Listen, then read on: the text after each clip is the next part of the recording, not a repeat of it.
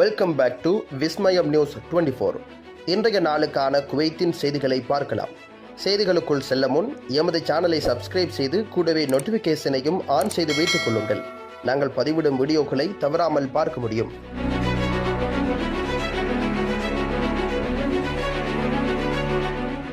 தொண்டு பணிகளில் உலகளாவிய தரநிலைகளுக்கு குவைத் தனது உறுதிப்பாட்டை மீண்டும் உறுதிப்படுத்தி இருக்கிறது. முதல் துணை பிரதமரும் உள்துறை அமைச்சருமான ஷேக் ஃபகத் யூசுப் சவுத் அல் சபா திங்களன்று மனிதாபிமான மற்றும் தொண்டு பணி ஒழுங்குமுறை குழுவின் 4வது கூட்டத்திற்கு தலைமை தாங்கியிருக்கின்றனர். இதில் தொடர்புடைய அரசு அமைப்புகளின் பிரதிநிதிகள் பங்கேற்றிருக்கின்றனர். உள்துறை அமைச்சகம் வெளியிட்ட அறிக்கையில் பலியிடும் விலங்கு திட்டங்கள் மற்றும் அனாதை நிவாரண முயற்சிகளை மீண்டும் தொடங்க குழு பரிந்துரைத்திருக்கின்றது. மனிதாபிமான மற்றும் தொண்டு பணிகளில் வெளிப்படைத்தன்மை மற்றும் விழிப்புணர்வை ஊக்குவிப்பதை நோக்கமாக கொண்ட தகவல் அமைச்சகம் மற்றும் குவைத் செய்தி நிறுவனம் ஆகியவற்றுடன் இணைந்து பரப்பப்பட வேண்டிய விழிப்புணர்வு மற்றும் வழிகாட்டுதல் செய்திகளை தயாரிக்கவும் இது அழைப்பு விடுத்திருக்கின்றது. குவைத்தின் மனிதாபிமான முயற்சிகளின் செயல்திறனை மேம்படுத்துவதற்கும் சர்வதேச தரங்களுடன் அவற்றை இணைப்பதற்கும் நாட்டின் நற்பெயரை பாதுகாப்பதற்கும் குவைத்தின் தொடர்ச்சியான முயற்சிகளின் ஒரு பகுதியாக இந்த சந்திப்பு அமைந்ததாக அமைச்சகம் குறிப்பிட்டிருக்கின்றது. அமர்வின் போது சமூக விவகார அமைச்சின் செயல் துணை செயலாளர் டாக்டர் காலித் அல் அஜ்மி, குழுவின் பிரதிநிதிகள் குழு சவுதி அரேபியா, ஐக்கிய அரபு எமிரேட்ஸ் மற்றும் கத்தார் ஆகிய நாடுகளுக்கு சமீபத்தில் மேற்கொண்ட விஜயத்தின் முடிவுகளை வழங்கியிருக்கின்றனர். இந்த விஜயம் தொண்டு மற்றும் மனிதாபிமான நடவடிக்கைகளை ஒழுங்குபடுத்துவதில் சிறந்த நடைமுறைகளை ஆராய்வதையும் நிபுணத்துவத்தை பரிமாறிக்கொள்வதையும் நோக்கமாக கொண்டிருக்கின்றது. 3 நாடுகளில் உள்ள அதிகாரப்பூர்வ நிறுவனங்களால் ஏற்றுக்கொள்ளப்பட்ட டிஜிட்டல் நிர்வாக அமைப்புகள் மற்றும் தொண்டு நிறுவனங்களை கண்காணிக்கவும் மேற்பார்வையிடவும் பயன்படுத்தப்படும் வழிமுறைகள் குறித்து வருகையின் போது கலந்துரையாடல்கள் கவனம் செலுத்தியதாக டாக்டர் அல் அஜ்மி விளக்கியிருக்கின்றனர். உலகளாவிய அளவுகோல்களுக்கு ஏற்ப குவைத்தின் தொண்டு பணி கட்டமைப்பை மேலும் மேம்படுத்துவதற்கானதன் உறுதிப்பாட்டை குழு மீண்டும் உறுதிப்படுத்தியிருக்கின்றது. தேசிய சட்ட திருத்தத்திற்கு பிறகு குவைத் திருமணங்களில் 75% அதிகரிப்பு.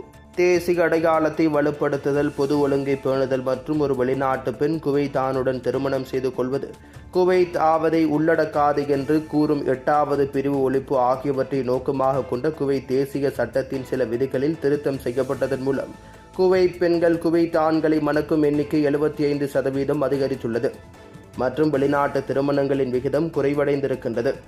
நீதி அமைச்சகத்தின் சட்ட ஆவணத்துறையால் வெளியிடப்பட்ட சமீபத்திய புள்ளி விவரங்களின் நகலை செய்தித்தாள் பெற்றிருக்கின்றது. இது ஜனவரி தொடக்கத்திலிருந்து ஏப்ரல் 2025 இறுதி வரை குவைத் ஆண்களுக்கும் குவைத் பெண்களுக்கும் இடையிலான திருமணங்களின் எண்ணிக்கை 2916 எட்டியுள்ளது என்பதை குறிக்கின்றது. பாதுகாப்பாக வாகனம் ஓட்டுங்கள், உரிமையுடன் கொண்டாடுங்கள். குவைத் அமைச்சகம் பாதுகாப்பு ஆலோசனையை வெளியிட்டது. பொது பாதுகாப்பை உறுதி செய்வதற்கும் சமூகத்தின் நேர்மறையான நாகரிகமான பிம்பத்தை பிரதிபலிப்பதற்கும் பாதுகாப்பு மற்றும் போக்குவரத்து விதிமுறைகளை கடைபிடிப்பதன் மூலம் உயர்நிலை பள்ளி பட்டதாரிகள் பொறுப்புடன் கொண்டாட வேண்டும் என்று உள்துறை அமைச்சகம் வலியுறுத்தியுள்ளது. மக்கள் தொடர்பு மற்றும் பாதுகாப்பு ஊடகத்துறை வெளியிட்டுள்ள அறிக்கையில் வாகனத்தின் கண்ணாடிகளில் ஸ்டிக்கர்கள் அல்லது பட்டமளிப்பு புகைப்படங்களை ஒட்டுவது உள்ளிட்ட அதிகப்படியான வாகன அலங்காரங்கள் போக்குவரத்து விதிமீறல்களாகும். அவை ஓட்டுநரின் பார்வையை தடுக்கும் மற்றும் பொதுமக்களின் பாதுகாப்புக்கு ஆபத்தை விளைவிக்கும் என்று அமைச்சகம் வலியுறுத்தியுள்ளது. போக்குவரத்துக்கு இடையூறு விளைவிக்கும் வகையில் சாலைகளை தடுப்பது அல்லது முக்கிய பகுதிகளில் ஒன்று கூடுவது குறித்தும் அமைச்சகம் எச்சரித்துள்ளது. ஓட்டுநர்கள் மற்றும் பாதசாரிகள் இருவருக்கும் ஆபத்தை விளைவிக்கும் பொறுப்பற்ற நடத்தையை தவிர்ப்பதன் முக்கியத்துவத்தை அது வலியுறுத்தியிருக்கின்றது. கொண்டாட்டங்கள் தற்போதுள்ள சட்டங்கள் மற்றும் விதிமுறைகளுக்கு இணங்க வேண்டும் என்பதை அதிகாரிகள் பொதுமக்களுக்கு நினைவூட்டியிருக்கின்றனர். மேலும் பட்டமளிப்பு விழாக்களின் போது பாதுகாப்பு மற்றும் ஒழுங்கை பேணுவதில் அனைவரும் ஒத்துழைக்க வேண்டும் என்றும் அழைப்பு விடுத்திருக்கின்றனர். குவைத்தில் இன்றைய தினம் தங்கத்தின் பெறுமதிகளை பார்க்கலாம். 24 காரட் ஒரு கிராம் ஒன்றின் தங்கத்தின் பெறுமதி 32.32 குவைத் தீனார்களாகும். 22 காரட் ஒரு கிராம் ஒன்றின் தங்கத்தின் பெறுமதி 29.66 குவைத் தீனார்களாகும்.